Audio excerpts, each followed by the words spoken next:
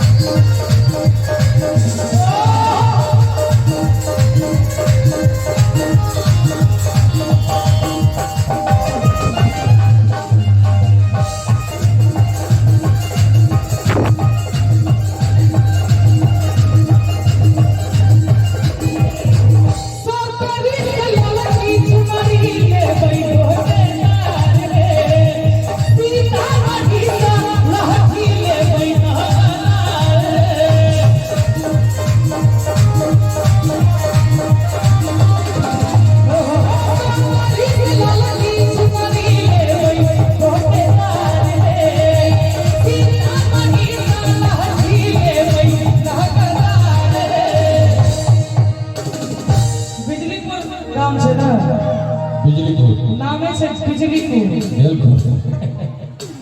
अरे बिजलीपुर से ललकी चुनरी लेबै गोटेदार रे आ झंझारपुर से नवका लहठी लेबै नगदार रे और दरभंगा